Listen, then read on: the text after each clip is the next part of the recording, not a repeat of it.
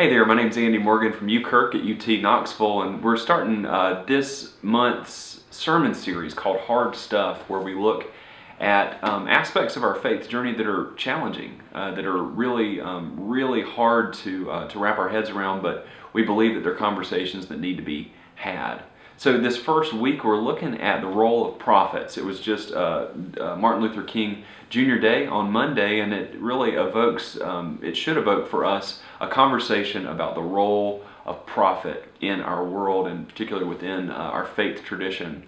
One of the things that prophets do, when we think of prophecy, sometimes we think of like fortune tellers or people who are who can look into the future. And that's not necessarily always the best way of looking at the role of a prophet, because that would sort of imply some degree of, I don't know, some like magical power or something.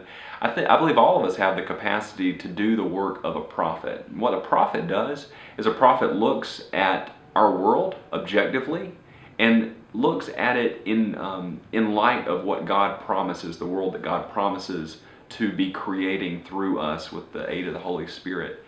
And often when a prophet emerges, they say, hey, I've got good news for you and I've got bad news for you. The good news is, if we look at the landscape of our world, of our nation, of our cities, and we see all this inequality, we see all these folks whose personhood is compromised by systems of injustice, by racism, by gender bias, by white privilege, by homophobia, by xenophobia, by anything that reduces people into some sort of hateable caricature.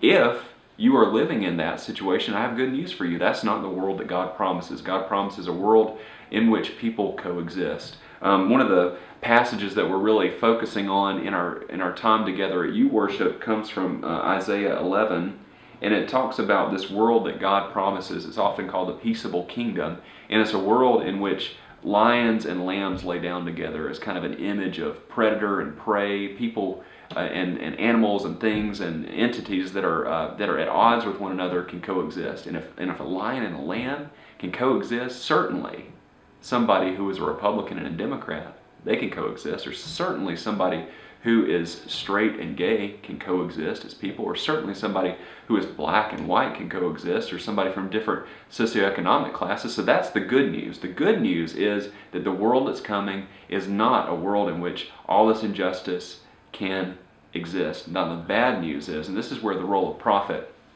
gets a little gloomy, the role of prophet is to say, look, I have this good news, but it's always coupled with bad news. It's coupled with bad news with folks whose livelihood depends on the exploitation of other people. So we've seen this Me Too movement, this movement where women have felt like it's time to speak out against this awful way that powerful men have exploited them sexually, particularly within, it started in Hollywood, but has certainly moved past that to folks probably in your social media feed who've shared their own experience of being sexually exploited. Within this movement, we were going to watch a clip from Oprah about a new day that's on the horizon. The bad news is, for those people who they have exploited other people and they've used power to leverage the personhood of another person, that's not in the world that's coming. So this good news that folks from all aspects of the world, from all races and genders and sexual orientations, all these people can live and coexist together. The bad news is, if you are part of the machine that oppresses people, you don't have a place. And that's really tough. And it's not to say that God can't change people's hearts and can't welcome even the exploiter into the kingdom. But if one's personhood, if the essence of a person's self is about exploiting other people, that's not what's coming. And that's the bad news. So often the gospel then burns things off of people. It burns off this need to exploit, this need to reduce people, to be racist, to have gender bias, to be homophobic, to be all these awful things that diminish people's personhood.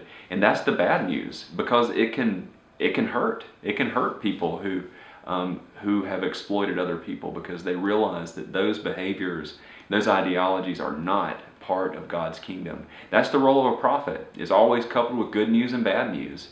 And our role as people of faith, it will be to look at our world objectively and say, here's what's good about our world, but in light of what God promises us, this is what needs to either be in place, or this is what we need to take out of place in order to work toward constructively God's kingdom. So that's the good news and the bad news of our role as prophets. We bring the good news that there is a peaceable kingdom coming, but we bring the bad news that racist ideologies, the homophobic ideologies, xenophobic, gender bias, white privilege, classism, any ethnocentrism, any ideology that reduces people is not a part of that. So we have to change ourselves, look at ourselves and say, how do we better fit within this peaceable kingdom that's coming, and how can we help others who participate in these damaging ideologies? How can we help them to fit into the world that's coming so that they have room at the table as well? So that's part of our Hard Stuff series. Next week we're going to be looking at sexuality, sexual orientation, and the role of gatekeeping, and it's going to continue these conversations that we believe need to happen.